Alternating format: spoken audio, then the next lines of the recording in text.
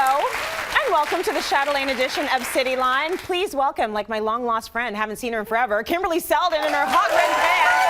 How are you? Hi, sweetie. Man, those look good on you. So springy. So I love that you're back for the Chatelaine edition of Cityline because we have a lot to talk about. There's so many projects in there. Yes. Including art, and art is, you know, sort of a favorite topic here on Cityline, and framing it. We always come up with new ways to do it. Chatelaine has a section on framing your art in such an easy way. Well, they've made a lot of references throughout this issue for DIY. So if you love DIY, it seems to be that kind of season. We get kind of inspired by the spring coming out, and we thought this was a lot of fun. They created a way to display movable, flexible pieces of artwork, whatever that is. Pictures from a magazine, maybe, summer photos from a great vacation, a sketch of a beautiful bottle of Chanel perfume, and then frame it using what is called washi tape. So the first time I saw washi tape, I was in Japan, and I had to buy some, and it's one of those things you buy and your husband goes, "What are you going to do with that?" So why'd you waste money on that? 4 years later, I can tell him, "Bob, this is what you do, see, with washi tape."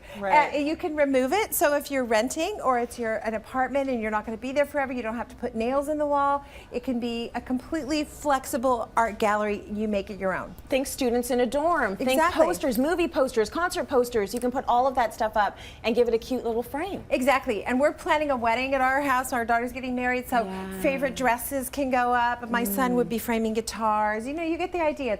It's meant to be really fun and really loose and really casual. And it got us thinking about the freedom and the flexibility Canadians are craving when it comes to decorating.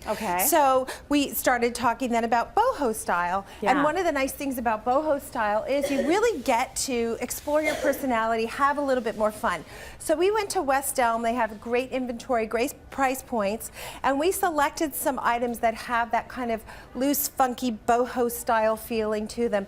The carpet, for example, a nice industrial feeling console table. And you know, industrial has been hot for a really long time. But what's happening now, it's become almost too antiseptic. It's all industrial, and that's a little bit cold. So by mixing it with personality pieces like the footstool covered in a Kilim rug, like a funky art lamp that looks like it's from the 70s, you're giving it a bit more personality, which I think it really is speaking to Canadians. We're creative. You know, we're a creative country, and we have a lot of freedom and flexibility, and I think that shows up in our decorating. We have a ton of personality. This rug looks like you just want to roll in it. It's awesome, I know. Doesn't it? You just want to snuggle up in this rug. So the DIY project got everybody in my office kind of teased me about not being able to DIY, and I'm like, I can totally get my DIY on if I have to.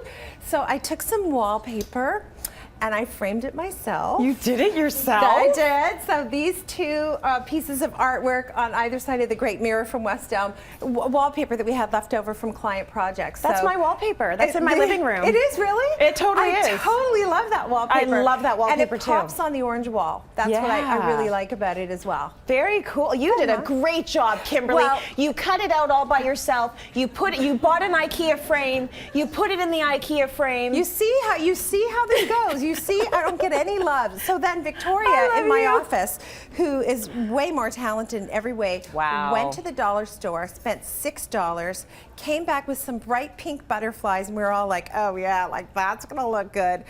Spray painted them and framed them, and I'm telling you, I'm not exaggerating. I've seen pieces like this for $1,000 at various stores in New York, etc. So anyway, Victoria is the queen of decorating in our office. Victoria rocks it. Is that pretty?